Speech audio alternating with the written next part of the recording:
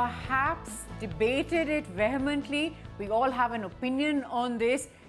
Are grades the only indicator of a bright student? That's what we are looking at today as we start the week on Heads Up. Of course, we have two bright debaters with us for and against the motion.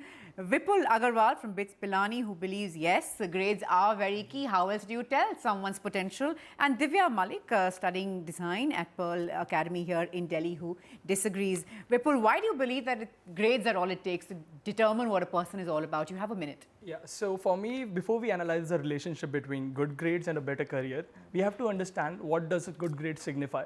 Good grades, as I said, are they a function of your hardworking abilities, your intelligence, luck, your interest in the field, and your dedication. So for these, as Mr. Calvin Coolidge said, nothing is more important in a person than his ability to work hard with persistence. Like there are stories of unsuccessful men with talent as well as unrewarded genius. But in the end, it's hard work and persistence that matters. So in the end, grades are a reflection of your hard work. So if you can work hard in your academics and your professional life, you're bound to succeed sooner or later. So that's my point. And you believe that grades will reward your hard work? Not hard grades, it's your hard work. Is rewarded. Hard work is signified by your grades. So if you are hardworking, your hard work will reflect in your grades. Exactly. It will reflect in your grades. Divya, at the end of the day, if you put in hard work, then there's nothing to take those good grades away. No, definitely. I believe hard work is important. But do you really think that your grades reflect your passion, your interest for the kind of subject you want? So according to me, like, I don't think it's your 92% or 93%, which 100% really... 100% or nothing, yeah? Come on. Yeah, exactly. So that really, does that really show how much you're really into the subject? Because the way we have been taught to study is like, just mugging or like learning by rote.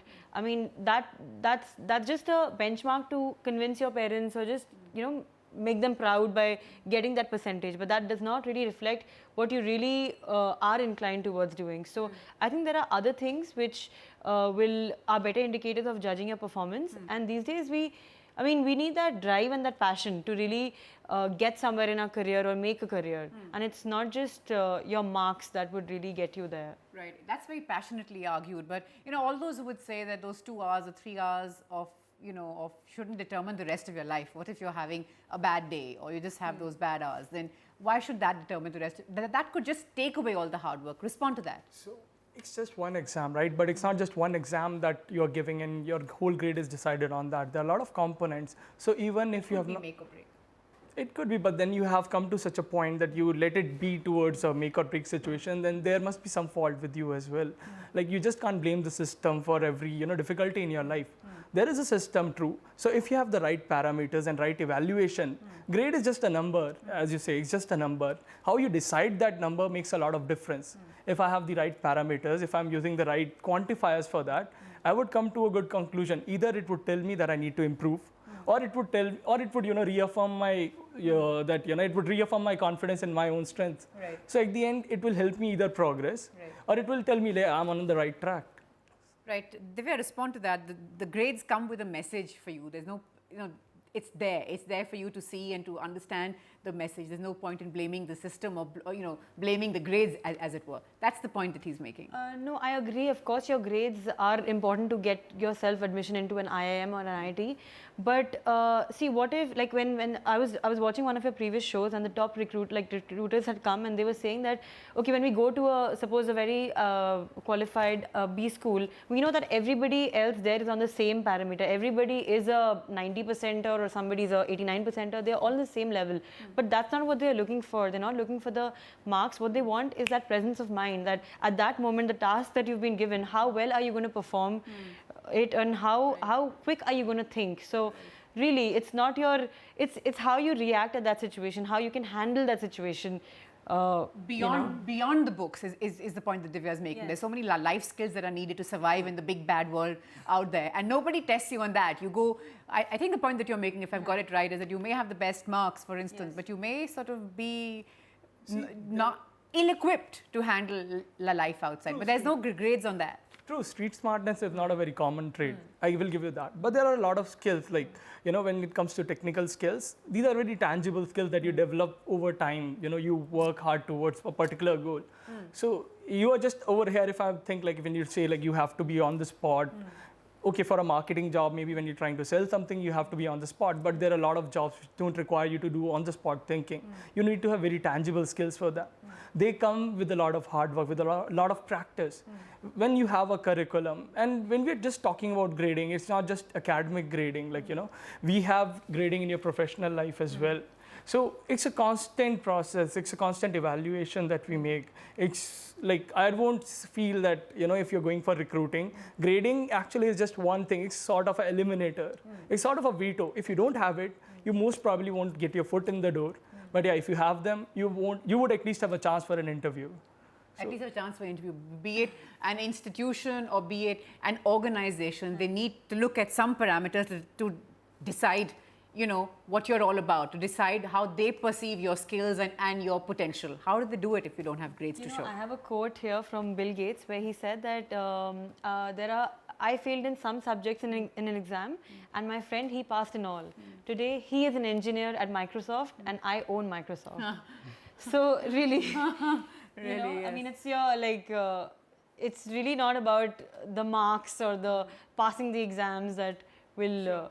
But Yeah, these are like get few oodles of good. outliers, right? Like for the majority of us, like, okay, you have Mark Zuckerberg, you had Steve Jobs, you have Bill Gates, but these are like, 3 people among 6 billion population. The rest of us we are a majority, who have to work hard and succeed. Looks like we'll be applying for that job to Microsoft, unless, of course, Vipul, you're going to come up with something. But, Divya, there are others who would argue that, there are only, for instance, the top institutions or organizations would have just only so much on offer. There has to be a process of elimination. And how do you eliminate unless you go by those grades? How would you suggest that they do this, if not with grades or not only grades? Like I said, I mean, just because I performed this way in my graduation exams or in my college exams, I mean, is that really the only indicator of a good career? Of course, it does eliminate you to, in that process, but I mean, there should be like aptitude, like in the recent studies, aptitude tests are a better indicator than these exams. So I would suggest a situation test or a focus group discussion or a very casual interview. These are indicators of getting to really know a person better. That's my bone of contention. There are other things which go with it, like you need your people skills, your interpersonal skills, even your passion and your hard work that can't really be reflected in your grades. So you really there has to be a system which is beyond sort of your understanding of the subjects, but this is not really the only indicator. That's my bone of contention. There are other things which go with it, like you need your people skills, your interpersonal skills, even your passion and your hard work that can't really be reflected in your grades. So you really there has to be a system which is beyond that your college marks. So that's what I'm trying to say here. Vipul? For me, grading is, again, as I said, it's not limited to academic institutions. Like every day we are constantly evaluating ourselves. Like I will be, thinking about whether I did this right, how could I have done it more better. So in the end, you are also grading yourself. So let's not limit the whole thing to academic grades. Think about grading in overall. When you are grading yourself, you always look at, okay, I could have done this much better. So this is my area of improvement. I did this well, so I'm scoring an A in my head over there. So at the end of the day, it's about improvement. The way I see it. You see the skills that you talk about when you say your drive, your passion. If you're in the right field where you can actually use your passion and drive, then you would do well over there. You are going to work hard towards it. So in your head, your grades, and then the way you judge yourself is going to be a much more, streamlined process. If you're caught in a wrong job, you'll probably feel a lot. Those grades, some would argue that very often those grades lead you to that wrong job because you're not going to get what you perhaps desire, and then you're going to end up with anything that you get. And that's again sort of a function of the grades that you got. So that is sort of perhaps the other side of this. For me, that is what being a human is about, right? You have to pick the right. If you want to pursue your passion, you have to take a risk. Right. In the end, you have to take the risk. Higher the gains. If you can't take the risk, you are going to suffer. I mean, that's how I see it. Higher the risk, higher the gains. If you can't take the risk and go with the flow, accept the grades, they have a message for you, then, it's not going to be a cakewalk. No, I think like what you said, evaluation is a good thing because it's important to evaluate yourself, your performance. But grades is a different thing here because grades here, like when, like in a school, when you're asked to, you're under that pressure of performing well, getting good grades. Like what it really leads to is pressure and tension of, you know, and is that like how much learning is there involved? Really, I could really, you know, mug up something and maybe do brilliantly, getting 90%, but when I'm asked to be on the job, and if I'm not doing a good job because I'm not confident enough or I'm not comfortable enough to face, you know, people and do that, so what does that 90% Those are the soft really skills that you're saying, but of course teachers would say that how do you judge learning unless we sort of, you know, give you an exam, you take the exam and you are graded. I guess it is rather difficult, but if you were supposed to change the whole system inside out, if you know, tomorrow they said you could change the system and Divya has the power to change the system, what are the two things that you would add? How would you do it? I would firstly definitely remove the grading system. Okay. Yeah. And entirely. I mean, like, see, I think it should be there, but not the way it is followed right now in our system. So what are the key changes you would make? So firstly, the competitiveness that has to be removed because, you know, where each student is compared to the other, you should be competing with yourself, right? Be able to do better and not this is 70% and 90%. That has to has to be moved. And I mean, like I said, I would want to involve something which tests you on the situation ability, like, you know, have situation think tests, on your feet and sort of react to the situation, right? Have like a casual discussion more than, you know, having formal interviews. There should be something. The system has to be made a little bit more flexible. Instead you of are asking for very radical changes, you know that. Vipul, would that work for you? For me, a non-competitive society would stagnate. You need competition for people to better themselves. Most of the times we are in competition with ourselves, but other half we are in competition with others. You know, sometimes other people spur us to perform better. That is one thing. Secondly, when we talk about, as she said, like removing the grading system, have the grading system, but evaluate on the right parameters. Like you can introduce experiential learning. That, okay, it's a 6 months based project. So you see how the person has their thoughts, how do they develop their thoughts, how are their writing skills, because these are important for better career. And in the end, you can also have assignment based grades. Like, okay, this is a one week assignment. You have to solve real world problems. Then you go about it. Means these are things that right now grading system is sort of an abstraction as I see. Like how you evaluate those grades makes a hell of a difference. Right, how you evaluate them and how the message that they contain for you. Exactly. Divya, I'm completely running out of time, but a non-competitive society is going to stagnate. You do, and there are all those who would agree that you need competition, and it's not just in, you know, when you're studying or when you're a student, but like throughout life in a professional environment also. Competition does make us put our best foot forward, and it does make us sort of, you know, push the envelope, as it were.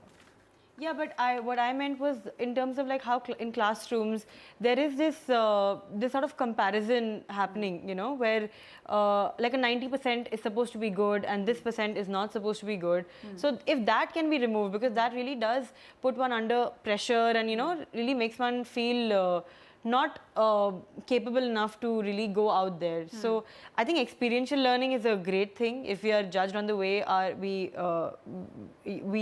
perform according to our own abilities and IQ. I think that's a great way. And of course, one last thing would be that if you know, if we have to have grading, because it's got to be sort of a universal way of looking of judging students. You know, there can't just be, you know, one country having one system and another, because then how do we compete globally? Where do we stand globally? But like, this is a debate that most students are very passionate about. Many would agree with you, I'm sure, Divya, and I'm sure that you would have your enough sort of followers who believe that, yes, we need competition, we need to put our best foot out there. This debate's not going anywhere in a hurry, but Vipul, Divya, thanks both so much for being with us on the program. Pleasure to have you. We're slipping into a quick break. On that note, let us know what you thought of the show. You can tweet us, get onto our Facebook page. Let us know what else you believe we should be debating on the show as well, and perhaps we can feature you on the program too. We're slipping into a quick break now. Back with more.